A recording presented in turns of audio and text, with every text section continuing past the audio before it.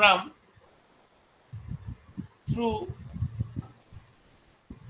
official bureaucracy, inelastic finance, dominance of the local institutions by the economically and socially privileged sections. କାରଣ ଅନେକ ଜାଗାରେ ଦେଖାଗଲା ଏଇ institution ଗୁଡାକ ଓଭର ପାୱାର୍ଡ ହଉଛି କାହା ଦ୍ୱାରା, ଯୋଉମାନେ ଲୋକାଲ ଏରିଆରେ politically and economically powerful. The actual power could not be devolved to the people in general. So grassroots democracy naturally faced a big jolt.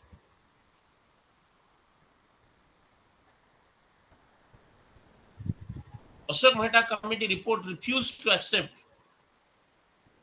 the view that Panchayati Raj was a failed god. ତେଣୁ ଯୋଉ କ୍ରିଟିସିଜମ ହଉଥିଲା ଯେ it's a felt ଗଡ୍, ଯୋଉ purpose ତିଆରି ହେଇଥିଲା it could not serve its purpose. Ashok Mehta committee didn't accept that. In fact, he credited these institutions for starting the process of democratic seed drilling in the Indian soil and making the citizens more conscious of their rights. So by that way, Mehta committee, it was innovative in many ways. ସେ ନୂଆ ଜିନିଷ ମଧ୍ୟ ଆମକୁ ତାଙ୍କର ରେକମେଣ୍ଡେସନରେ କହିଛନ୍ତି.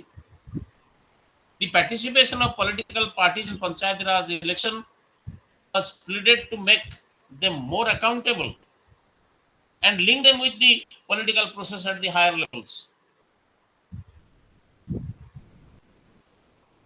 So Mehta hoped that these elections would translate into political power in the hands of the poor because of that numerical strength.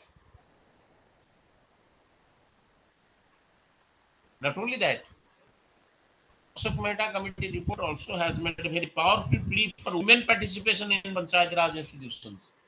Let us देखिबा पर हमें पढ़िबा 73rd 74th amendment acts, that how they have gone a very big way in reservation so far as the women participation and other the participation of other backward sections of the society that are concerned.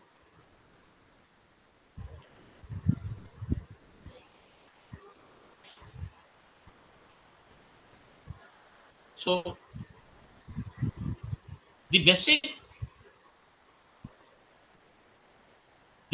theme of local government is devolution of power. Devolution of power in a very democratic way and in the form of decentralization. Power टा यदि concentrate कला, that shall lead to authoritative trends. ଏପରିକି ବହୁତ ଦିନ ତଳେ western ଫିଲୋସଫିରେ କୁହାଯାଇଛି, ଆପଣମାନେ ଜାଣିଥିବେ, ଲର୍ଡ ଆକ୍ଟନ ବୋଲି ଜଣେ କହିଥିଲେ, power corrupts, absolute power corrupts absolutely. You think of American constitution also. ସେମାନେ ଯୋଉ ସମୟରେ ତିନିଟା ବ୍ରାଞ୍ଚ ଅଫ ଦି ଗଭର୍ଣ୍ଣମେଣ୍ଟକୁ ଅଲଗା ଅଲଗା ପାୱାର ଦେଲେ, ଥିଓରି ଅଫ ସେପାରେସନ ପାୱାର୍ସ. ମୁଁ ଜଷ୍ଟ ଟିକେ ସ୍ଲାଇଡଲି away from this chapter I am telling you the example that they have gone for the Montesquieuan principle of separation of power.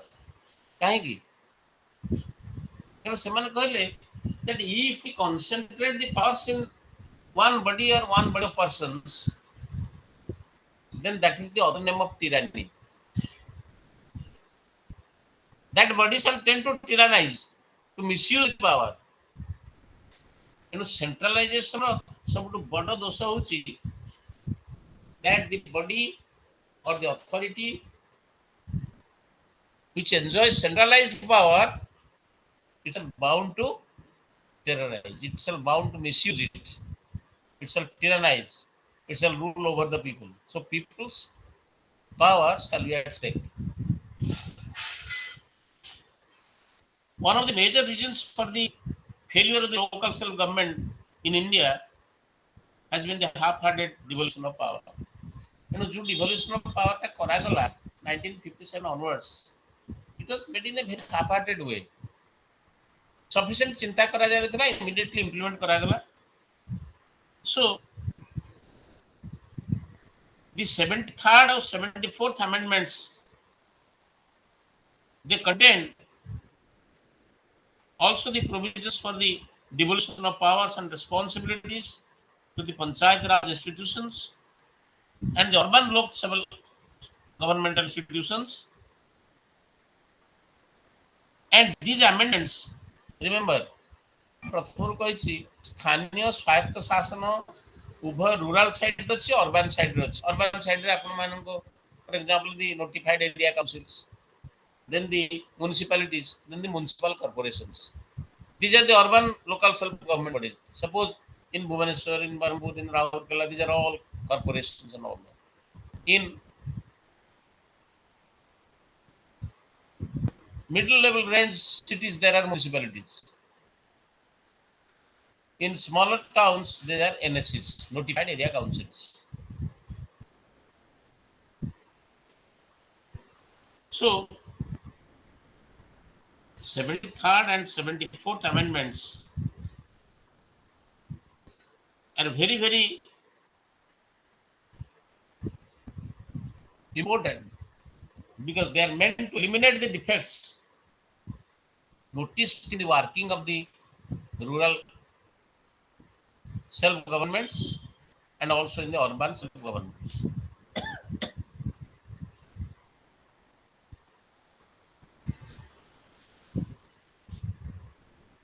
So now we can briefly discuss the some of the important provisions. And I'm detailed because the time is short. Just I shall give the highlights of 73rd Amendment Act and 74th Amendment Act. These are in 1992. 1992 ମସିହାରେ 73rd Amendment Act was passed. Its purpose was to revamp the Panchayat Raj in such a way as to ensure its regular, active, and efficient working in rural areas and enable it to help the process of rapid socio-economic development of the rural areas.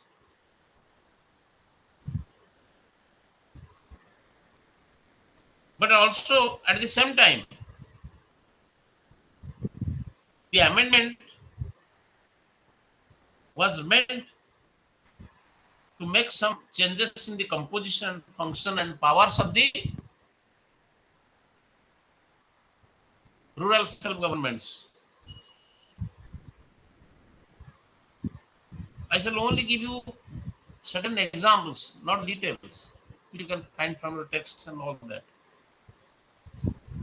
A Gram Sabha may exercise such powers and perform such functions at village level as the legislature of a state may by law provide. Similarly, constitution of panchayats. There shall be constituted in every state panchayats at the village, intermediate, and district levels in accordance with the provisions of this part. Notwithstanding anything in clause 1, that is panchayats at the intermediate level may not be constituted in a state having a population not exceeding 20 lakhs. So these are some of the parameters. जे कोठी क्यों प्रकार institution ता तैयारी हो.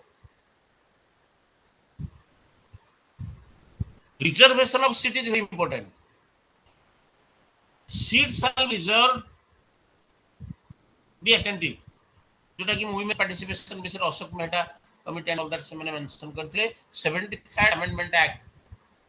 It has revamped the rural self-governments and reservation of seats is a very important part. Seats shall be reserved for the scheduled castes, for the scheduled tribes in every panchayat, and the number of seats so reserved shall be as nearly as may be the same proportion to the total number of seats to be filled by direct election in the panchayat as the population of the scheduled castes in the panchayat area. Not less than 1/3 of the total number of seats reserved under clause 1 shall be reserved for women belonging to the scheduled caste. Not less than 1/3 including the number of seats reserved for women belonging to the scheduled caste and scheduled tribes. Of the total number of seats to be filled by direct election in every panchayat shall be reserved for women, and such seats may be allotted by rotation in different constituencies in a panchayat. ତାମାନେ ଦେଖନ୍ତୁ province ଗୁଡାକ very meticulously designed so that women participation must be given due weightage. Then there are also provisions for the duration of the panchayats. Then it has also dealt to the disqualification of the members. That what are the grounds of disqualification for a member of the panchayat? Then powers also to impose taxes, and the funds of the panchayat and the legislature of the state may by law regulate these things. Then also 73rd amendment has thought in terms of a constitution of a finance commission to review financial position.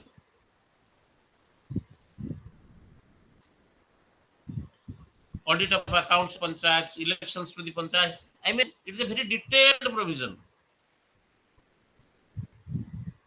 So naturally, because of the time is short, I can just highlight certain main features of 73rd amendment. Strengthening of Gram Sabha at the foundation level institution of Panchayat Raj, to maintain and streamline the organization and function of the three tiers of Panchayat Raj system, that is the Panchayat, Panchayat Samiti and Jila Parishad. The states whose population are less than 20 lakhs, they are exempted from organizing intermediate level, that is Panchayat Samiti.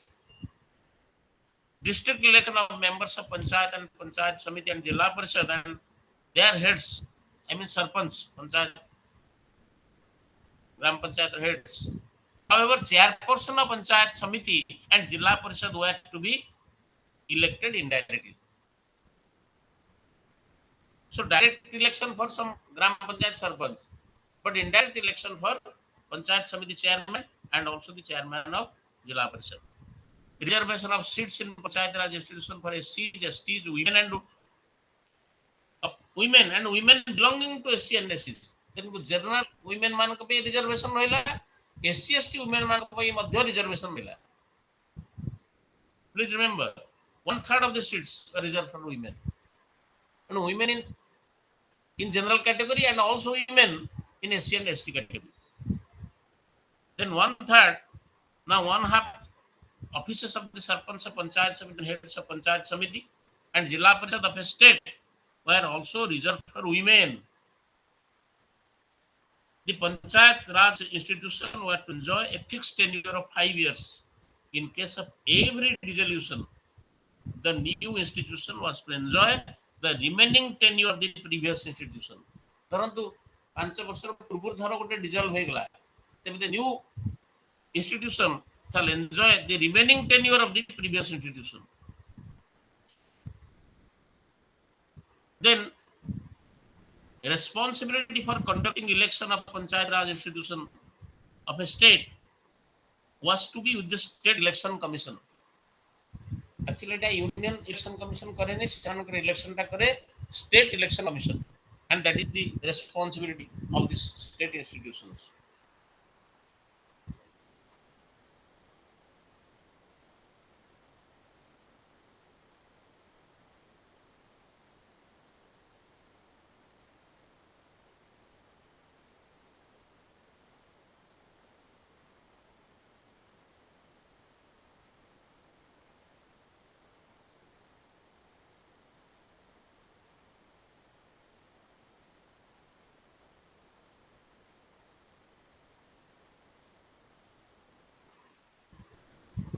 Panchayats were given overall भाव देखो गले more functions, additional finances and definite source of revenue or income.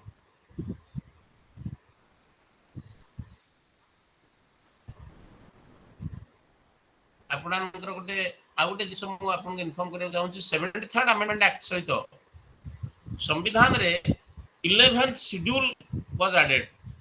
Please remember 11th schedule of the constitution was added which enumerated 29 subjects which were to be within the jurisdiction of the panchayat. Very important. 73rd Amendment Act ସହିତ ସମ୍ବିଧାନର ଏକାଦଶ schedule 11th schedule, that is article 243G, it was added. It contained 29 subjects which shall be kept under the jurisdiction of the panchayats, the items on which the panchayats can make law, like agriculture, land improvement, implementation of land reforms. Likewise, 29 subjects are very important subjects: fuel and fodder, drinking water, minor irrigation, animal husbandry, fisheries, like that. So on April 23rd, 1994, all the states of India completed the process of enacting fresh legislation of strengthening the Panchayat Raj institution as envisaged in 73rd Amendment. देखो Amendment Act ना union parliament पास कर दिया, state रो legislature माने सेमाने मध्य तांको legislature रे necessary law तयारी करिया दरकार to implement 73rd Amendment, and they have made it.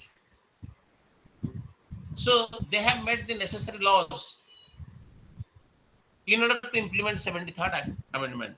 So virtually on April 23rd, 1994, April 23 तारीख सुधा प्राय सब स्टेट रे नेशनल लेजिस्लेशन उडा करिए गला, and the Panchayat Raj 73rd Amendment Act became operationalized in most of the states of Indian Union. Then think in terms of the 74th Amendment Act, which provides for the constitution of 3 types of local governing institutions in urban areas. It provides for municipal corporations for major cities like Delhi, Mumbai, Chennai, Kolkata, and Allahabad, Lucknow, etc., etc. And also there are municipalities. The municipal municipalities are there in is composed. I mean, they are virtually in the middle-ranged cities, and also notified area councils in small towns and all that. That is on the urban side. So, like 74th Amendment Act,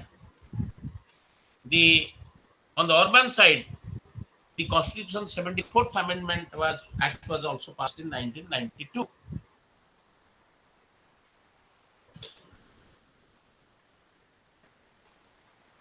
By this act, by 74th Amendment Act, please remember, we are coming to the urban side.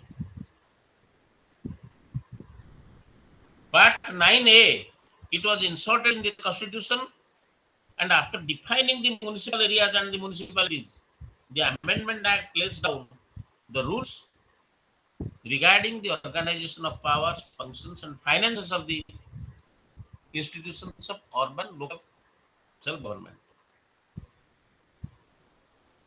And also, the legislature of a state may provide for the representation in a municipality of persons having special knowledge, the members of the House of the People and members of the Legislative Assembly of the state, the members of the Council of States and the members of the Legislative Council of State registered as electors. Likewise, also there is reservation of seats. Seats shall be reserved for scheduled castes, the scheduled tribes in every municipality, and the number of seats so reserved shall be as nearly as may be same proportion to the total number of the seats to be filled by direct election in that municipality as the population of scheduled caste in the municipal areas or the scheduled tribes in the particular municipal areas. not less than one third of the total member of the seats reserved under clause 1 shall be reserved for women belonging to the scheduled castes or as the case may be for the scheduled tribes. Almost similar, say similar line re reservation of seats for women also has made in the urban local self governments like corporations, municipalities and NSCs. So there are, please remember ସେଥିରେ ଆମେ 11 schedule ଟା add କରା ହେଇଥିଲା for the rural side. Addition of 12th schedule on Article 243W was made so far as 74th amendment was concerned. 73rd amendment re 11th schedule add kara haytila संविधान रे. 74th amendment act re 12th schedule was very much added under Article 243W. Exactly in a similar manner. So the two provisions 243 and 243K of the 73rd Amendment Act, revamping of the Panchayat Raj, they are repeated in this Amendment Act. And this laid down the provision regarding the constitution of the Finance Commission for reviewing for finances and regulating the holding of election of the institution of local government. So naturally, like rural side, urban side, main the thrust points and the bullet points are constitution of 3 types of municipalities, fixed 5-year tenure for the operation of municipalities, appointment of election commission, appointment of the finance commission for local government, constitution of metropolitan and district planning committees, provision for reservation of seats for SC, STs, OBCs and women, and provision for reservation of seats for public offices for SCs, STs and women. So this work was accomplished in 1994. The urban local government institutions in all the states were organized in their new forms with effect from 1994. ତେଣୁ ଧୀରେ ଧୀରେ urban local government ଗୁଡାକ ମଧ୍ୟ revive କରିବା ପାଇଁ necessary laws were made.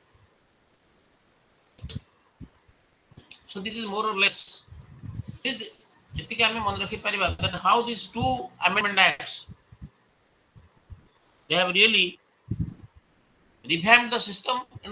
Previously ଯାହା କିଛି ତାର ଡିଫେକ୍ଟସ୍ ବା ଡ୍ରପବ୍ୟାକ୍ସ ଥିଲା ସେଗୁଡାକ ଧୀରେ ଧୀରେ ଏଇ amendment act ଦ୍ୱାରା ଅପସାରିତ କରାଗଲା. Those defects were removed and all that. So what shall be the future success of these local institutions, that it will be seen in its gradual operations and all that. And their performance will over the country is not the same. ଆପଣ ଦେଖିବେ PR institution କହବା urban side ର local government ସବୁ state ରେ success story ଟା ସମାନ ନୁହେଁ. There are many factors operating. There can be social factors, economic factors, political will. So vibrant local self-government institutions, what is needed is strong political will of the people. And also ତାକୁ implement କରିବାର ଗୋଟେ ଇଚ୍ଛା ଶକ୍ତି ମଧ୍ୟ ସରକାର ପାଖରେ ରହିବା ଦରକାର. And also it needs a determination on the part of the people. That is the reason that why the success story varies from one state to the other.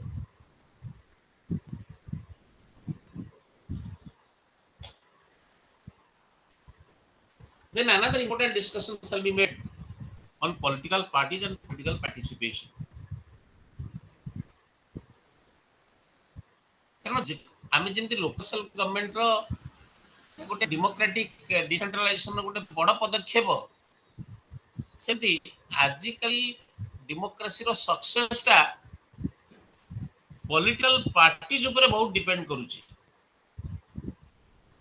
Please remember, political parties, that is the reason that they play a very, very dominant role. And as a liberal parliamentary democracy and a pluralistic society like India, Our country was living with a multi-party system. ଆପଣ ଦେଖନ୍ତୁ England କୁହନ୍ତୁ USA କୁହନ୍ତୁ ମୋର lace ସେମାନଙ୍କର ଅନ୍ୟ ପାର୍ଟିଜ ବି ଅଛି but they are more less by party structure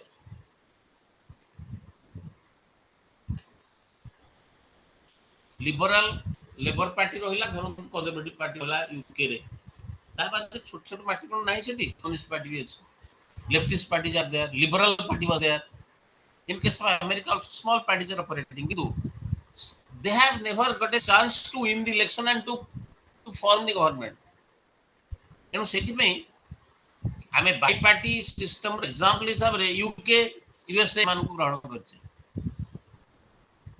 but India being a pluralistic society ଆମେ previous class ରେ ପଢଉଥିଲେ that is why because we have different sets of opinion our political interests are variegated so much of caste culture creed कारण our Indian society जेतिक stratified अन्य कौन society एते stratified नुहे हमर जो माने एंकर पॉलिटिकल सोशियोलॉजी रा आईडिया थिबो class and caste they constitute the most prolific parameter to stratify our Indian society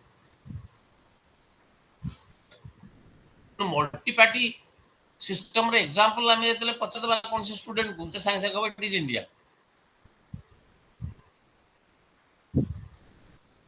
so the central and state governments are regularly formed by several different political parties नो हमर अनेक समय तो collision party मध्ये अछि both state level रे कतो union level रे कम we have experienced also coalitional pattern of governance कारण मल्टी पार्टी स्ट्रक्चर कारण सरकार किए गठन करियो गोटे इलेक्शन धर होला जनरल इलेक्शन हमर जे स्टेट चीफ से कहा को इनवाइट करिवे गवर्नमेंट को फॉर्म करियो the party which has been returned by the people in the general election having a majority backing अनेक समय मध्ये एमते देखा है because it's a multi party structure गोटे निर्दिष्ट पार्टी रो adequate majority नहीं जहाँ बल रे किसी सरकार फॉर्म करियो तेणु से कौन करियो अन्य छोट मोट पार्टी जो माने आछन जीति करी तांको जाई करी तांको संगे हाथ मिलेले जे गवर्नमेंट फॉर्म करियो this is a collision politics so India most of the times is and frequently also experiencing coalition politics jointly किछि पार्टी न मिसले गवर्नमेंट स्ट्रक्चर हे परियो so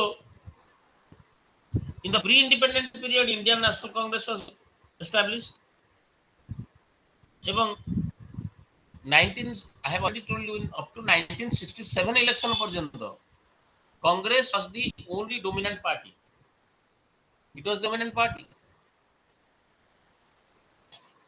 both in the union and also in the states किंतु 1967 ପରେ the Congress monolith faced a setback अनेक election से हारी गले so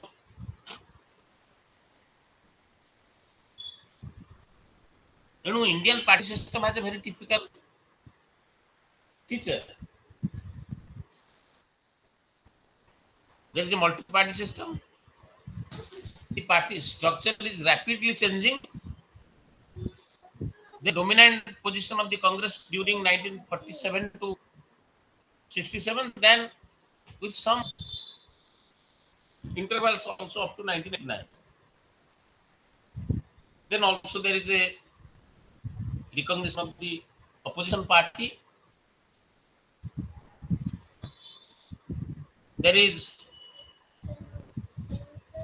special status of the leader of opposition system of registration of the political party with the election commission then the large number of regional and local political parties we shall find the growth of regional parties it's a very interesting feature to notice हमर बहुत आंचलिक दल माने मते धीरे धीरे मुंड टेकिले and there is a power sharing between the national and regional political parties अनेक समय देखा गला जे यूनियन लेवल रे national political party unless it takes the support of the regional parties it cannot form a government coalition situation कौन हला ଧର ଗୋଟେ ନିର୍ଦ୍ଦିଷ୍ଟ ପଲିଟିକାଲ ପାର୍ଟିର ଆଡିକ୍ୱେଟ୍ ମେଜରିଟି ନାହିଁ, sometimes is bound to take support from the regional political parties. You know, it is a very typical feature that how regional political parties they are also they are gradually uh, they are gradually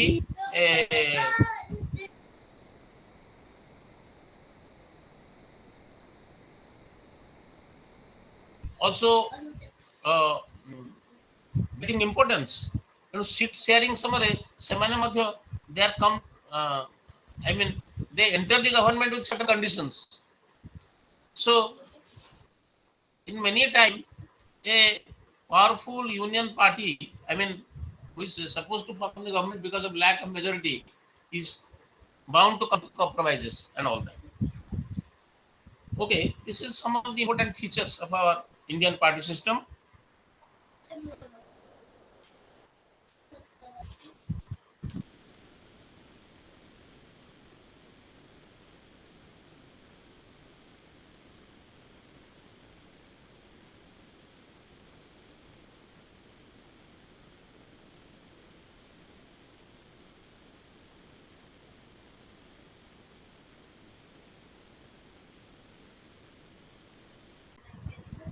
Parties are the important conveyor belts. ଲୋକମାନଙ୍କର political aspiration ଟା political party ଥ୍ରୁରେ ଆର୍ଟିକୁଲେଟ୍ ହୁଏ. So naturally, political parties are the chief agents of political participation. ଆପଣ ଯୋଉମାନେ political sociology ପଢିଛନ୍ତି ସେଥିରେ ଗୋଟେ chapter ଥାଏ political socialization and political participation. ସେଥିରେ ଦେଖିବେ political party is one important vehicle through which the political aspirations they are fulfilled, and also the political socialization can be achieved. So, political participation accommodates some of the main forms like voting in local national elections, voting in referendum, canvassing or otherwise for or campaigning election. There are many ways through which the participation can take place. Active membership of a pressure group on a political party, active membership of a governmental advisory body. So I'm not going into details. ମାନେ political sociology ର ଛାତ୍ର ବା some ideas ଅଛି.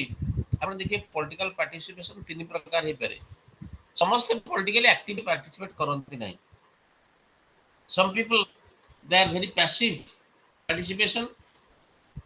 You know, କିଛି passive participation ଅଛି, କିଛି transitional participation ଅଛି, ଆଉ କିଛି କିଛି participation gladiatorial. ଯୋଉମାନେ very actively, suppose a person wants to contest election, that is a very active participation. କିନ୍ତୁ ଆଉ ଜଣେ ବ୍ୟକ୍ତି he is not contest election but he is a strong supporter of a political party. It is transitional. But some people are there. So they neither they canvass for a person, neither they contest the election, but they are very passive listeners to the political debates. So political meeting होती से जिबे सुनी में ये party की सुनी में से party की सुनी में so these are this is not active involvement but passive involvement. So various types of participations there. So you shall find also in your texts and all that the literature on political participation, democracy, and political party. On the whole, there are several levels and forms in which or through which people may participate politically as involved objects of a process of economic and political transformation set in motion by someone else, expected beneficiaries of a program with the preset parameters as politically co-opted legitimizers of party or a policy, and people trying to determine their own choices and direction independent of the state.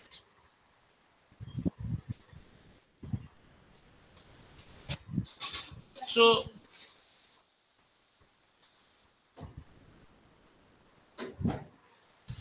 Political party is only one of so many social agents associated with or responsible for political participation. ଆପଣ ଦେଖନ୍ତୁ ବହୁତ agency ଅଛି, your school, college, your educational institution, your family, media, press, these are all agents of political participation. কিন্তু political party probably is one of the most powerful agents of political participation.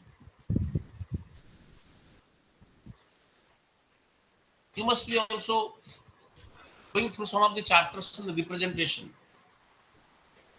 like first past the post system under which candidates are chosen from single member constituencies. And जो समय धरन्तु गोटे election होउची direct election. For example, in our case, the election for MLAs or the election for the member of parliament, people participate directly. And the system through which this election is conducted first past the post, under which candidates are chosen from single member constituencies. Representation देखंतु बहुत प्रकार अछि, आपण मान जानते list system अछि, proportional representation अछि, hair system अछि, but we have gone for the single member constituency system, FDTP, first past the post. तमाने जो constituency रो जे highest जो contestant highest number of votes को pull कला, he is declared elected. अनेक अवसर कहते तार भी मेजर डिफेक्ट्स भी अच्छी, कारण most of the times single member constituencies सब कोन दुईटी कंटेस्टेंट रहउचंदी, दुईटी कंटेस्टेंट हेले गोटे कंटेस्टेंट निश्चित मेजॉरिटी ऑफ पाइयो, but these constituencies number of people are contesting, एनो तांको भितर जे हाईएस्ट पोल करछि vote he is declared elected. इमिति हेई पारे जे सेही निर्वाचन मंडली रो मैक्सिमम सपोर्ट पदियो बा मेजॉरिटी सपोर्ट तार पछरे न थाई पारे, but still he is declared elected.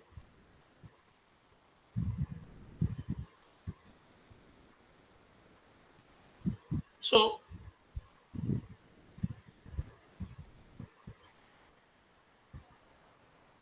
we have also not gone for direct democracy.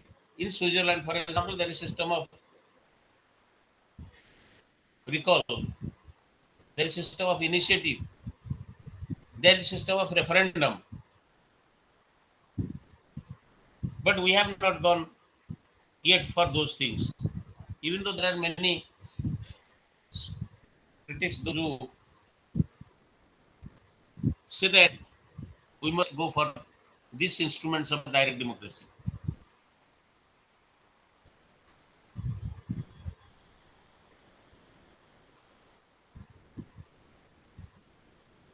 So there are a lot many theoretical debates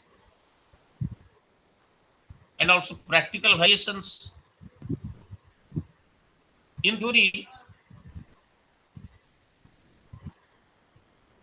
participation is not only a behavioral concept, but also a normative concept.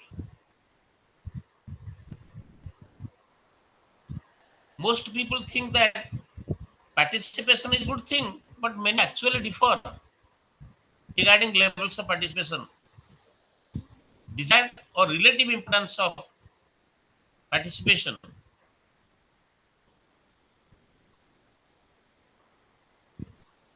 Participation in the political process of the country is justified in terms of the functional requirements of the political system.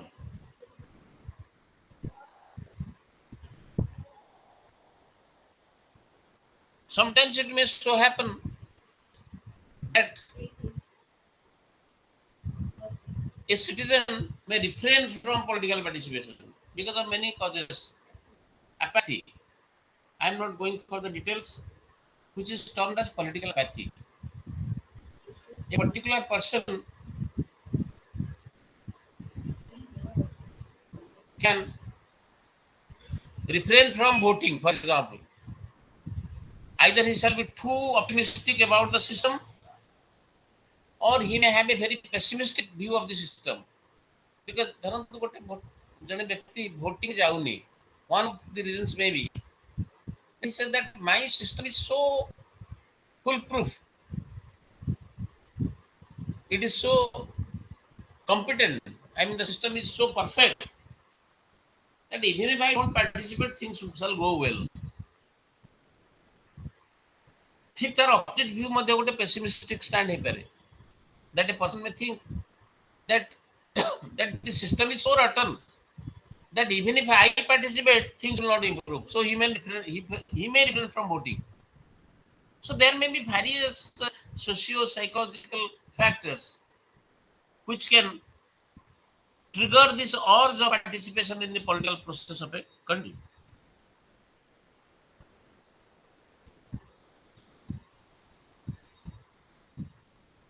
Some even doubt the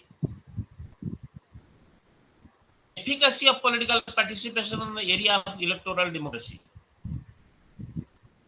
and they favor participation through various forms of community self-government. In practice, also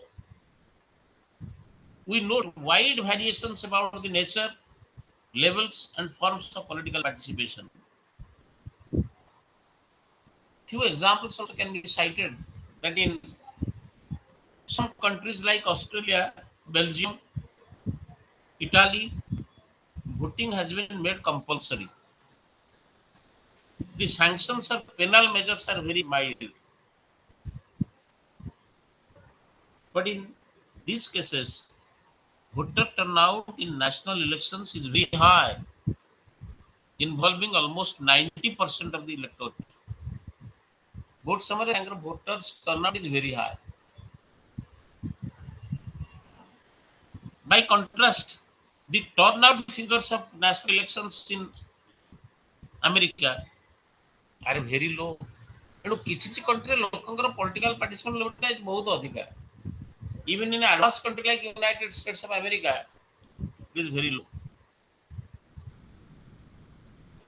The low voter turnout in United States is also accompanied by an increase in numbers and vitality of single issue pressure groups. ତେଣୁ ବେଳେବେଳେ pressure group ମାନଙ୍କର ମଧ୍ୟ political ପାର୍ଟିକୁ vibrate କରିବାର capacity ବହୁତ ଅଧିକା. ସେଟା ଗୋଟେ ଅଲଗା ଭାବରେ ଯଦି କୌଣସି ଚାପ୍ଟର ଥିବ ପଢିଆ ହବ, କିନ୍ତୁ pressure groups are not political parties, but they have a very important role because by their support a political party can win one election. ସେମାନେ କୌଣସି କ୍ୟାଣ୍ଡିଡେଟ କୁ ଫିଲ୍ଡ କରନ୍ତି ନାହିଁ, but they extend the supporting hand to a particular political party that we shall support you, that if you come to power, these are the conditions you must fulfill. ସେ ସମୟରେ କ'ଣ ହବ, pressure groups they play the role behind the screen. ସେମାନେ ପର୍ଦ୍ଦା ପଛରେ ଥାଇକି ସେମାନେ ରୋଲଟା play କରନ୍ତି. ସେମାନେ ଲୋକଙ୍କ ଆଗକୁ ଆସନ୍ତି ନାହିଁ, ସେମାନେ ଇଲେକ୍ସନରେ ତାଙ୍କର କ୍ୟାଣ୍ଡିଡେଟକୁ ଫିଲ୍ଡ କରନ୍ତି ନାହିଁ, but they have a great influence on the political parties. ତେଣୁ ନିର୍ଦ୍ଦିଷ୍ଟ ପଲିଟିକାଲ ପାର୍ଟି କି ଗୋଟେ ନିର୍ଦ୍ଦିଷ୍ଟ ପ୍ରେସର ଗ୍ରୁପ ସପୋର୍ଟ କରୁଛନ୍ତି. So they are the opinion makers. ତେଣୁ ତାଙ୍କ ଥ୍ରୁରେ the people's vote, the people's support can be galvanized.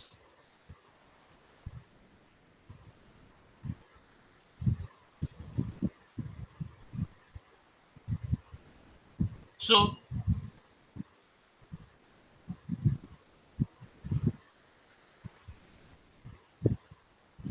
Indian politics are distinct among contemporary developing societies in having had democratic durability and about 50 years excepting the brief emergency period, with many paradoxical features like high voter turnout, high rate of illiteracy, agrarian population, multi-level electoral process with many electoral areas not yet fully dominated and controlled by organized political parties. Coexistence of various organized interest associations, pressure groups with intermediaries between the people and bureaucracy. Then non-party movements, specifically Indian types of interest associations, including religious and caste groups. They have played very important role. That is why caste has a very important influence on Indian politics. Rajani Kuthangi's ବହିଟାରେ ଆପଣ ଯଦି ପଢିବେ caste politics in India. So there is the politicization of caste. Caste is no more just a social group. It is no more a social unit. M.N. Srinivas's ବହି ପଢିବେ the concept of dominant caste. So the dominant caste is numerically stronger and also politically they are also powerful. Dominant caste जहाँ जो political party की support करिवो, the possibility of coming to power is more for them. So dominant caste concept, which M.N. Srinivas, by taking some of the surveys of the political participation in most of the southern states of India, is concerned.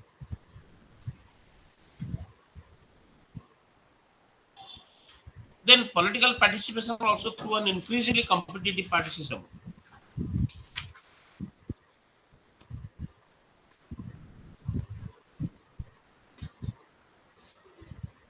You know,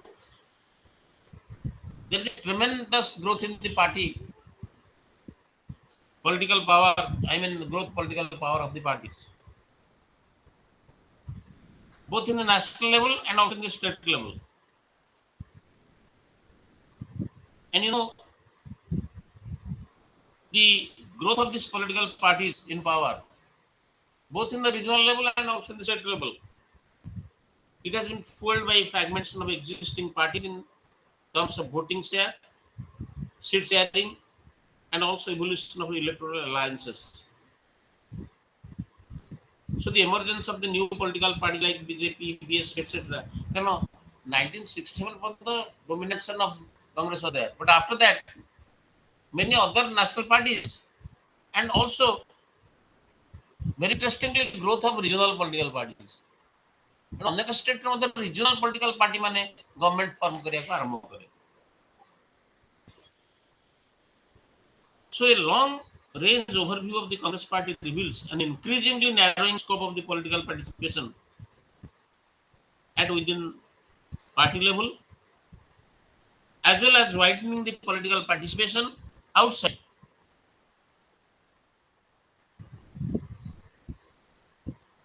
nineteen 1967 जोटा कि हम गोटे वाटरसेड भाव ग्रहण करुचे कारण after that the Congress dominance failed. 1967 general election marked the trend of political fragmentation. The political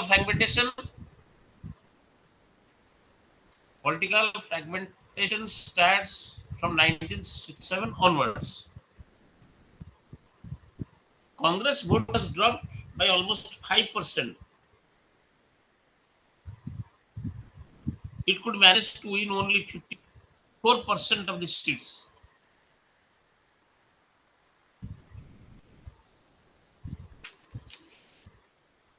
And also you shall find relevant to the study of this political participation in India, many statistical data given on voting turnout by Zoya Hassan in 2002.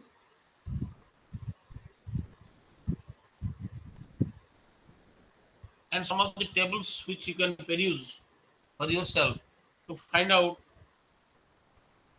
the trends of the voting turnout in various years.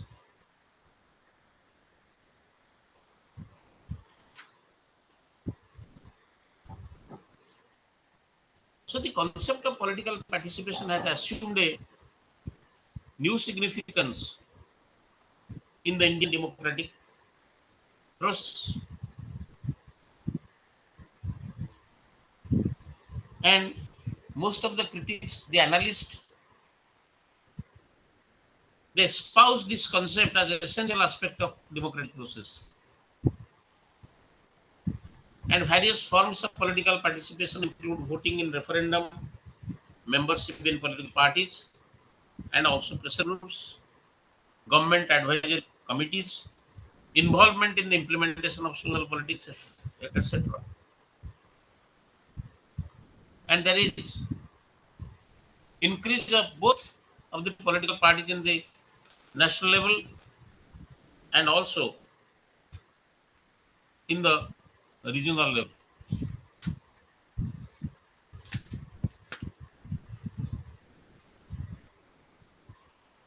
And the reasons of the emergence of the regional political parties can be ascribed to the cultural pluralism of the country, religious factors, regional imbalances, then also the cause can be attributed to anti-centralism of 1950 to 96 period, 1950 ରୁ 96 1996 পর্যন্ত,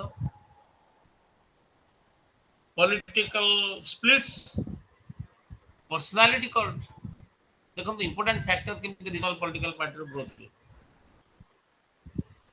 Lack of definite ideological differences, caste factor,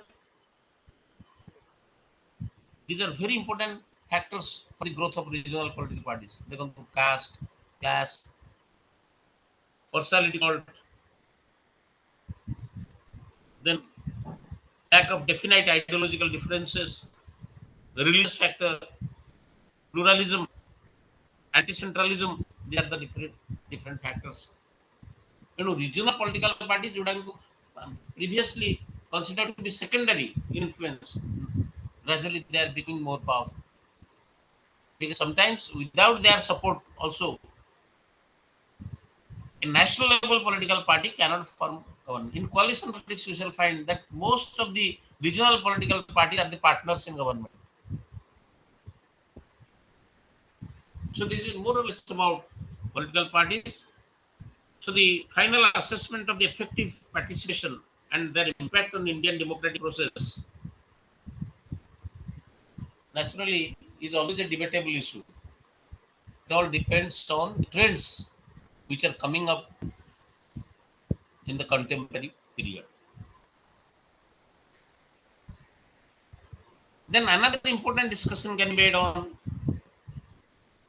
workers movement and peasant movement. ଏବେ ଆପଣ ଦେଖେ present day political ଲିଟରେଚରରେ ବେଶୀ movement study କରାଯାଉଛି, student movement, peasant movement, workers movement, environmental movement, women movement. So there are many new social movements also are being added to this. So enormous increase in the studies on social movements. The growth of industry is largely a result of the increasing number of movements surfacing in post-colonial India. Most commonly, I mean, new movement କହିପାରିବା जोटा कि women movement, environmental movement गुड़ाक आगुरी नथिला. ଏବେ ଧରନ୍ତୁ most of the places what is coming, धरନ୍ତୁ Chipko is environmental movement, सदा बचाओ आंदोलन, this is new social movement like environmental movement, happy movement, environmental movement, silent valley movement, these are new movements. There are also feminist movements, these are also new movements. The movements related to the backward sections, the Dalit movement, etc. They constitute a new dimension. କିନ୍ତୁ old movements, for example, ଆମେ peasant movement, working class movement, they can be typified as old movements. କାରଣ କୃଷକ ଆନ୍ଦୋଳନ ବହୁତ ଆଗରୁ ଥିଲା. Even in pre-independent India, the pre-colonial societies. Working class movement was also very much there. Since the time of since the time Marxist philosophy was appreciated, working class movements they have come up because the struggle between the haves and have-nots, bourgeois and the proletariat was very much present. So there is a brief discussion on working class movements in India. The modern Indian working class they arose as a result to the development and growth of industrialization ହେଲା ପରେ working class movement ହେଲା. And particularly the working class movements they have started after the establishment of industries. Today the worker section बेसी engaged हेले. And that came from the second half of 19th century. The number increased significantly after independence, and this was largely due to the expansion of modern manufacturing industries in various sectors, both public sector and also in private sectors.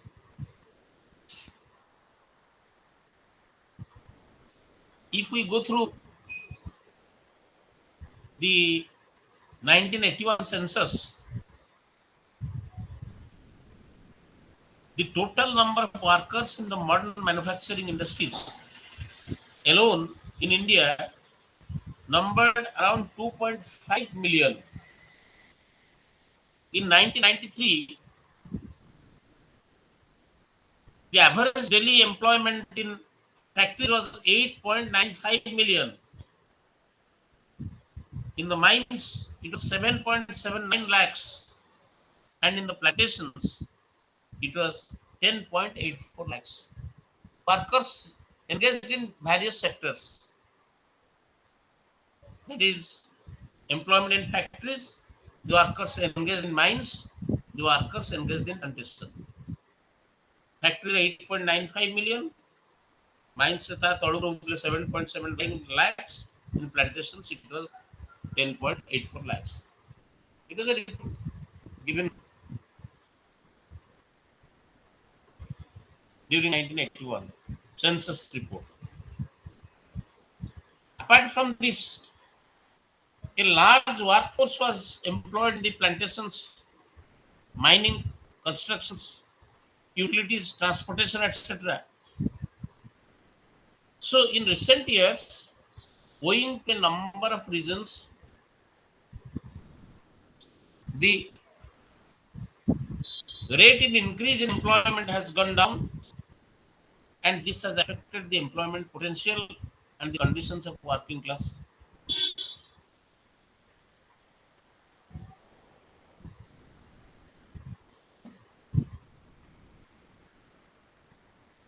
Actually, pre-independent India,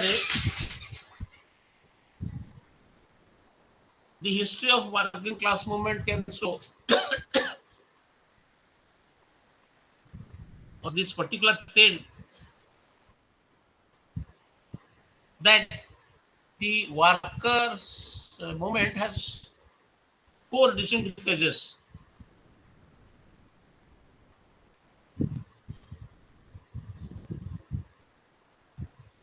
The first phase, naturally, the labor movements.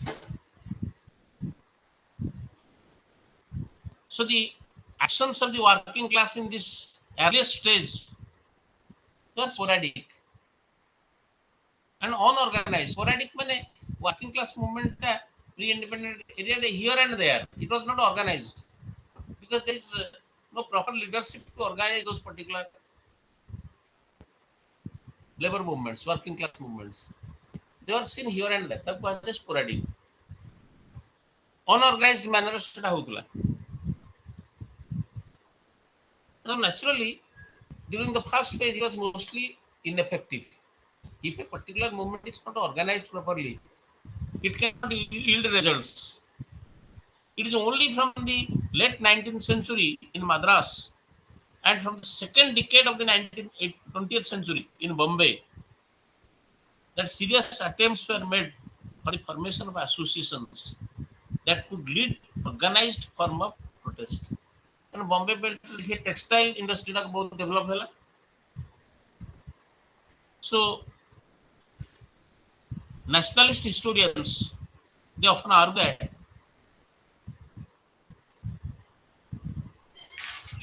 the organized working class movement in the country was associated with the Indian national movement. And historians ମାନେ କହିଲେ ଯେ ଗୋଟେ organized way ରେ working labor movement ଟା Indian national congress movement ସହିତ ଜଡ଼ିତ ହେଲା. But this type of observation is partially correct. Several movements took place even before the Congress took a serious note of the interest. You know, Indian National Congress केवल तार leadership under जे अनेक worker movement हैला सेटा जो historian मत दियंती सेटा सबले सत्य नुहे. बेले बेले several movements they took place even before the Congress took a serious note of this. Karan in the previous classes I have already told you Congress was formed in 1888 85 1885 मसिया रे Alan Octavian Hume कर leadership रे ISC was formed. Indian National Congress was formed. The interest of the working class question that पूर्व मध्य थिला. Though the Congress was formed in 1885, it seriously thought of organizing the working class only in the early 1920s. तार अर्थ जे सब समय organizing the interest of the workers was not done by the Congress. It has taken the interest in the workers section only in 1920s. So what about this period of 1885 to 1920s? So the working class in the country was organizing struggles against capital much before 1920s. Congress semanଙ୍କର interest ଟା take up କରିବାର ବହୁତ ଆଗରୁ working classes they have organized their own protest of the struggle against the capitalists.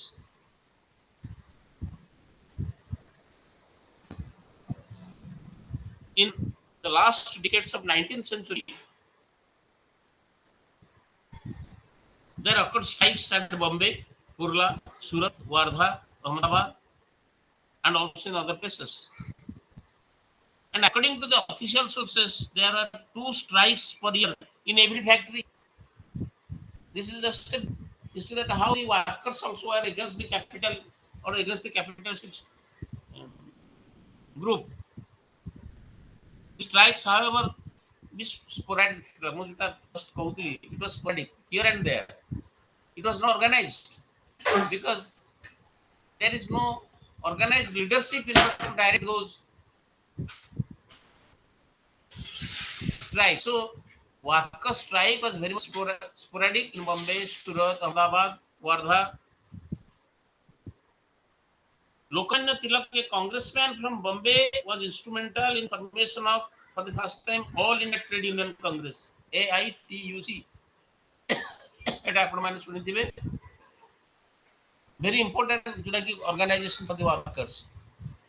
Lokmanya Tilak, a congressman from Bombay, was instrumental in forming this.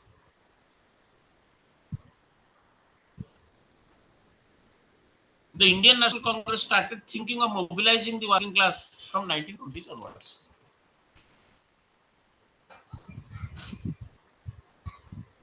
Then the role of the communists, left-wing ideologies का basis strike allowed by struggles, worker struggle को basis pilot करे.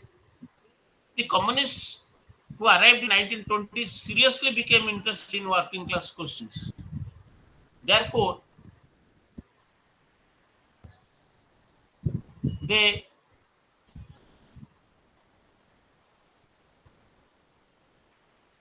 sought to mobilize the working class through the workers and peasant parties.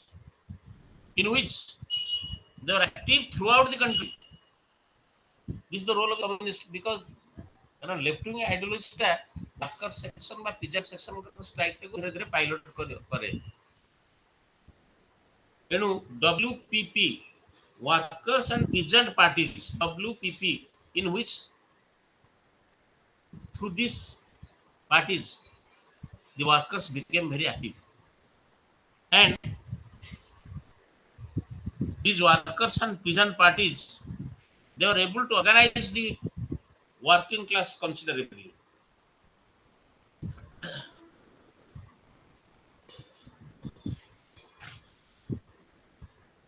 So on the whole there was a radicalization of the working class activity by the end of the 1920s.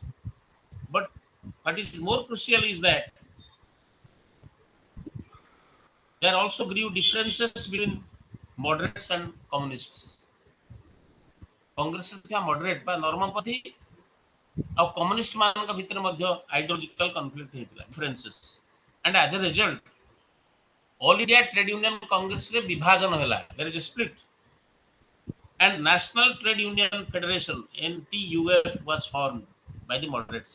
ତେଣୁ moderate leader ମାନେ all India Trade Union Congress ରୁ ବାହାରି ଆସିକରି ତାଙ୍କର ଗୋଟେ organisation ତିଆରି କଲେ that is National Trade Union Federation.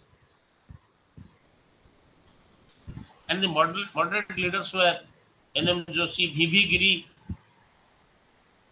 जे आमर पर president देथिले he was also a moderate leader से जने भी श्रमिक नेता थिले बी शिवराव सेमती लेफ्टिस्ट लीडर मान के भीतर मध्ये डिफरेंसेस आसला extreme leftists under the leadership of SK Deshpande ran and they broke away from AITC formed All India Red Trade Union Congress कारण some extremists no Red Trade Union Congress मध्ये स्वयं तयारी so likewise we shall having the brief history of the trade union movements those are piloting the movements of the peasants and workers.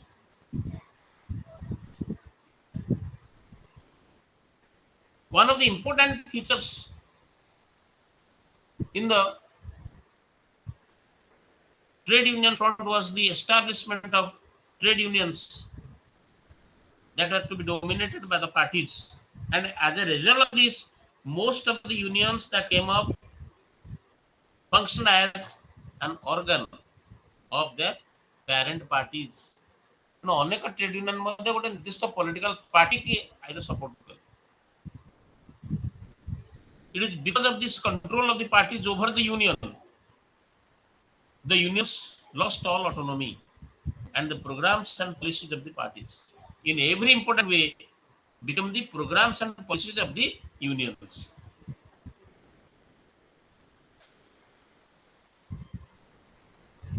So for the country as a whole, the period between the late 1960s to the imposition of the emergency was a period of political turmoil and this significantly affected and shaped the working class movement in our country between 1960s and imposition of the emergency during the period of Indira Gandhi. And Indira Gandhi started centralizing and concentrating the power in her hands after the election of 1971 and taking advantage the capitalist class resorted to new forms of offensives lockouts being the main due to which large number of mandates was lost.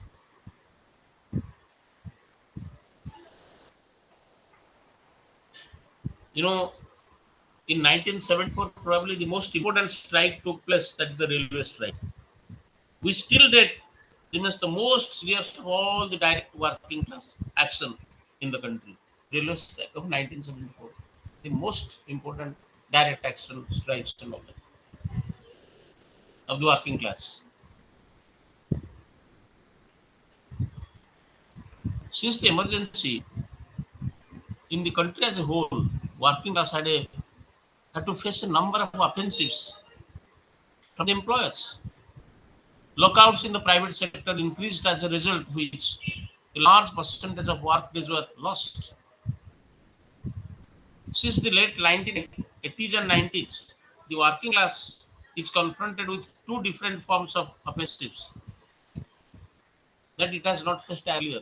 The first problem was which it faced is the growth of Hindutva based on political parties, namely BJP and Shiv Sena, and the consequent growth of their labor organizations, Bharatiya Mazdoor Sangha and Bharatiya Kamakar Sena, BKS and BMS, respectively, which has in turn fragmented the working class among communal lines.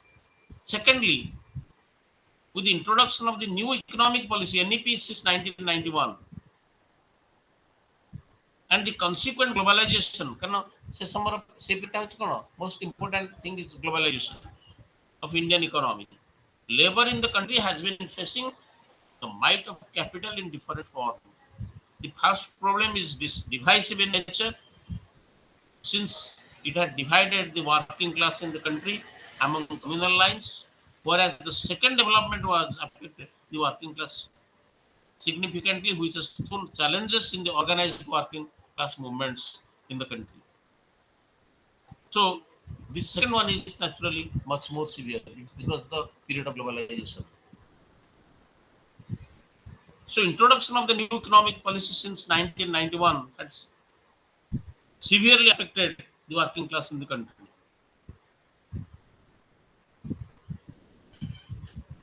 You know, there are different components of this new economic policy, but the core emphasis is on liberalization, privatization, globalization. LPG.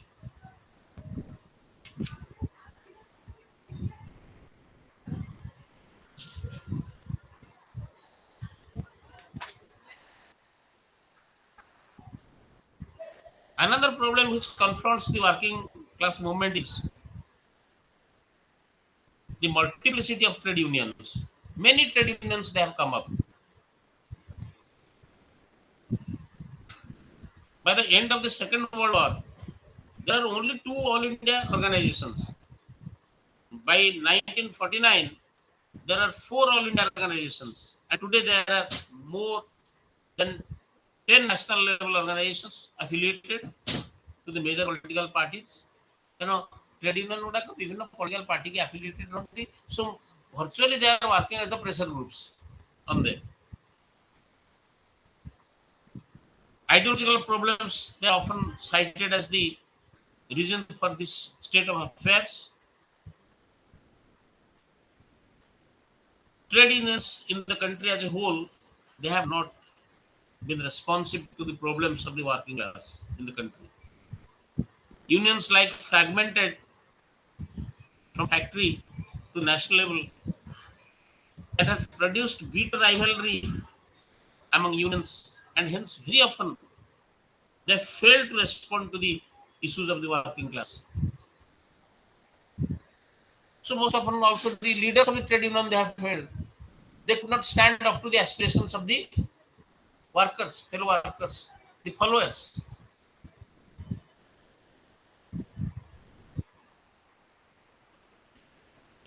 Briefly speaking, the history dates back to the pre-independent country, which dates back to the period of industrialization. The movement, however, look an organized form after the First World War with the emergence of trade unions. Movement of the workers, since then they continue to surface even today. But the organized movements in the country face a number of problems. And most important is of all the problems which are faced by the workers include fragmentation of the unions, affiliation of the unions with political parties, lack of militancy by the established union, and a general apathy towards organizing workers employed in the unorganized sectors of the economy. So these are the problems, and that is why the worker movement also faced a lot of setbacks. Then also, since this is a very long discussion, briefly I shall refer to some of the peasant movements in our country. All the discussions which are now I am we're discussing are the workers movement, mostly in the industrialized sectors and all that. Workers movement. Now we shall come to the peasant movements because ours is a agricultural country and most of the workers are engaged in the agricultural field. So we should also have some idea of the agrarian movements, or the peasant movements. The texts they have broadly categorized this agrarian movements into two types. This first type of movement is those of the poor, the marginal and small peasants, small farmers, marginalized farmers, small farmers, the first type. And these movements voice the demand related to their economic condition. For example, the demand of the agricultural laborers for higher wages, better working conditions. But a marginalized peasant or farmer on demand hobo that give me more wage. Second type of movement is that more prosperous peasants ଯୋଉମାନେ ଆଉ ଟିକେ higher level peasants ଯୋଉମାନଙ୍କ condition ଆଉ ଟିକେ better, those who produce a considerable surplus within the rural economy. So these are the two types of movements. One, the movement of the marginalized peasants and farmers, and the second type movement is the movement by more prosperous peasants, those who produce a considerable surplus within the rural economy. So in our social literature, they refer to the farmers movement or the new agrarianism or new peasant movements. These are the terms used to describe the trends of these movements in our country. ପ୍ରଥମ category ଯୋଉଟାକୁ marginalized farmerଙ୍କର movement can date back to the colonial period.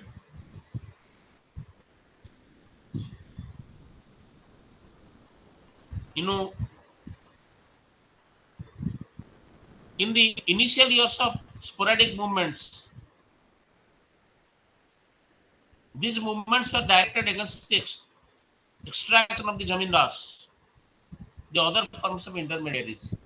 କାରଣ ଆମର ସ୍ୱାଧୀନତା ପୂର୍ବରୁ ଜମିଦାର ମାନଙ୍କର agrarian workers ମାନଙ୍କର ଯଥେଷ୍ଟ exploitation ଥିଲା, ଅତ୍ୟାଚାର. So the agrarian movement in pre-independent country was directed against the zamindars or other forms of intermediaries. And the movements target the state bureaucratic apparatus and demand, among other things, concessions from state like rise in the remuneration, decrease in the prices of agricultural inputs, providing electricity at a cheap rate. These are the objectives of the farmer movement after independence. ବର୍ତ୍ତମାନର peasant movement, they are not directed against any zamindar system as it was existing in pre-independent India.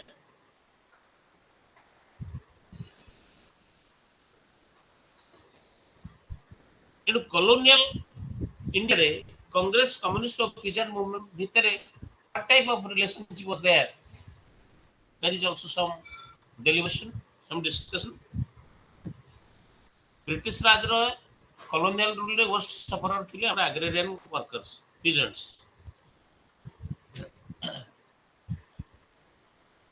Initially, the Congress ignored the urgency of improving the agrarian situation.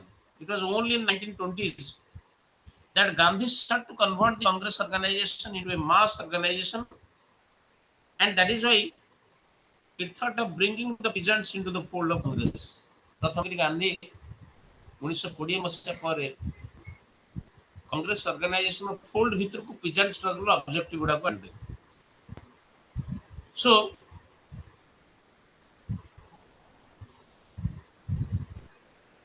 Two important developments were in fact responsible for the establishment of contact between the peasant and the Congress in 1920s. The first was the constant banging of the Congress doors by the peasants, and on the other hand, and the second was the need by the Congress to enlist peasant support for the national movement. Congress ମଧ୍ୟ pageant ସପୋର୍ଟଟାକୁ ବହୁତ ଦରକାର କରୁଥିଲା national ଗଭର୍ଣ୍ଣମେଣ୍ଟରେ ସପୋର୍ଟଟାକୁ ଆହୁରି ଠୁଳ କରିବା ପାଇଁ ମୋର support for the national movement କାରଣ କଂଗ୍ରେସର ମୁଖ୍ୟ ଉଦ୍ଦେଶ୍ୟ କ'ଣ ଥିଲା to bring independence national movement was piloted by the leaders of Congress ତେଣୁ peasant being a very important sector of agricultural India Congress wanted to enlist the peasant support so that the national movement can be strengthened. So despite the fact that Congress took a late initiative in reaching the peasantry in the countryside, it became a strong force to reckon with. So Congress being an umbrella organization, all the sets of opinion and interest that have been covered under that in the initial years, it attracted even the landed rich to enter the organization once they entered the organization. It is the leaders of this particular landed, the workers, particularly the landed rich, rather, they in fact dominated the organization. And the landed rich in the Congress structure, they decided the rural strategies of the party, and hence the Congress could not pursue any radical peasant agitation.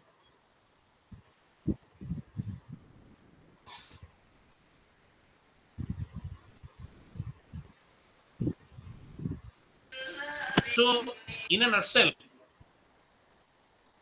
it can be said that because of Gandhi's and Congress emphasis on class harmony, and because of its primary emphasis on socio-cultural revival of the rural community, that the Congress could never launch serious agitations in the countryside. So it was able to draw support of the part of the rural community during its anti-imperialistic agitation during the national struggle.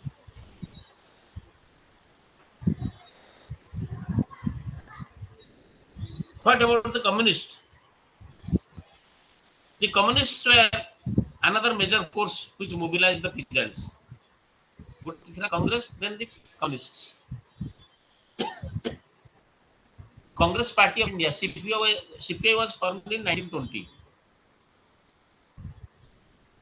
But it took up the cause of the peasantry with the formation of All India Kisan Congress. जोटा परे किसान सभा भाबरे ताकू कुहागला किसान सभा, and the primary purpose of this kisan sabha was to mobilize the peasants, and the tactics that the communists they have adopted were to work at the grassroots level, and these tactics paid them rich dividends.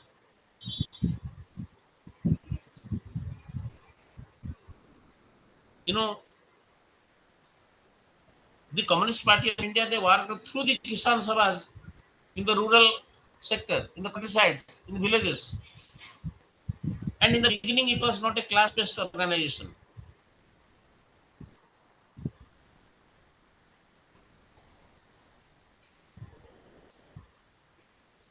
And the membership of the Kisan Sabha kept on increasing. By 1944, it increased to 5,53,427 by some of the statistics given by some of the researchers.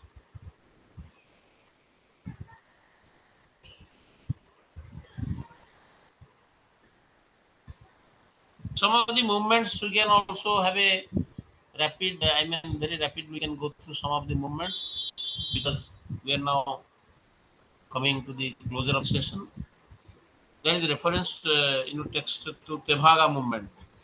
It is one of the two great movements which arose in India in mid 40s, immediately after World War II. Tevaga movement arose in North Bengal. It included the districts of Dinajpur and Rangpur in East Bengal and Jalpaiguri and Malda in West Bengal. The movement was for the reduction in the share they produce from one half to the one third. These are some of the demands. In Bengal, where the revolt took place, the permanent settlement had been introduced in 1793. Chirasthai bandobast ବିଷୟରେ ଆମେ last କହିଥିଲେ, and this had inaugurated a new arrangement in the pattern of land holding.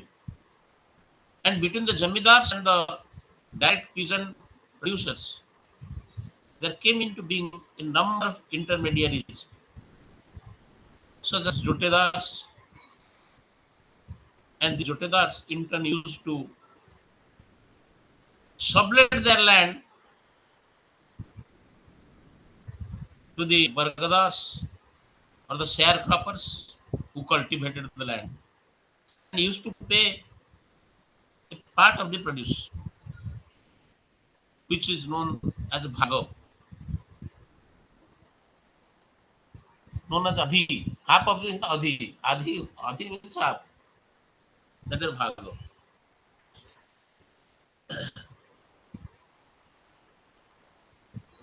Through the movement, this Tevaga movement eventually collapsed. It was officially called off in summer 1947.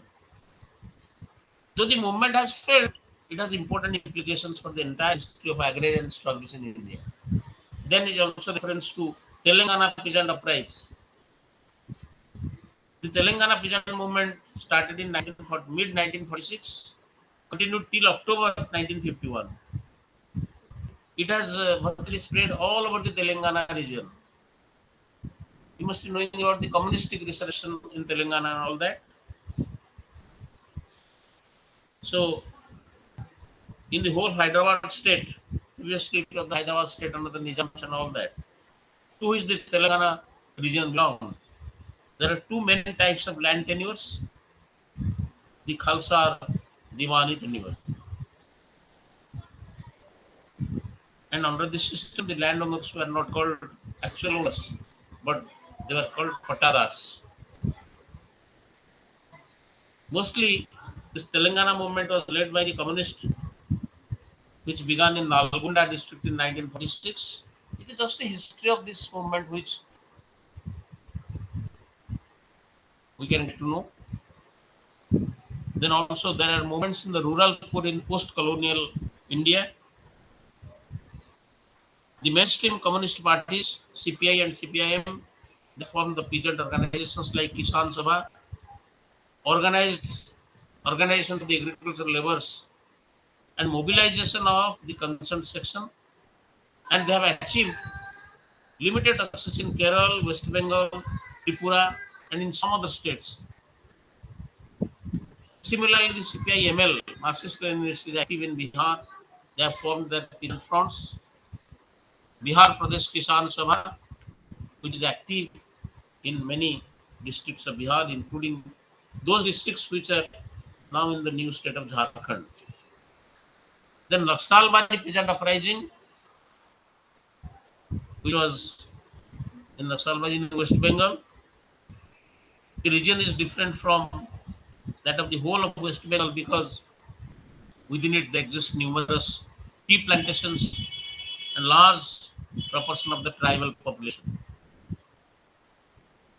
So the tea plantation in this, and this movement was led by Charu Majumdar and Kanu Sanyal. You must be knowing the Naxal Andolan Hitla. Most of us are acquainted with this. The landless peasants in this region that since long claimed that their land were being encroached by the tea estates. So it is because of this peculiarity the Naxalbari area had witnessed a number of peasants disputes, mainly by indigenous peasants leadership and not by the outside middle class leaders.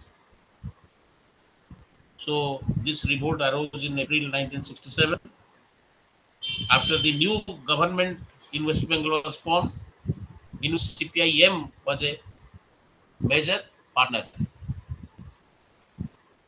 Then movements also, rural farmers movement in contemporary India in various regions, and the Bharat Kisan Union in Western Uttar Pradesh, Punjab, Haryana, and the Sikhari Sanghatan SS. They represent primarily the interest of the sugarcane, cotton, tobacco, grape, onion growers in southwest Maharashtra, though it also has its base in Gujarat. So the role of Bharatiya Kisan Union and Shatkari Sanghatan, they're very much pivotal so far as the peasant movements are concerned. Then Sharad Joshi's Shatkari Sanghatan, it has its origin in the late 1970s, when in October 1979 it opened office in Maharashtra. It primarily represents the interest of the farmers who cultivate cotton. Maharashtra mostly textile product and cotton production is more onions, tobacco, grapes, and sugarcane. So the Satkari Sangathan and Sarad Joshi, they rose to national prominence because of these movements, because they led this. So Sarad Joshi sought to address the plight of the farmers with the, I mean, Nipani agitation in April 1981. The movement support, however, started declining till mid 1980s due to the fact that though the leadership announced a number of agitations, it did not launch any serious one. So likewise, we have already had a brief, reference to the agrarian and peasant revolution and workers' agitation, both in the pre-independent India and also, in the colonial India and also after independence. So this is all about a brief history of these agitations, and so it's time we can stop today's discussion and we can prolong the discussion in the coming classes. Thank you. So now this session is closed. So, Yes, sir. okay, it is already 7 p.m. Okay, okay. Thank you for the patient listening. Thanks.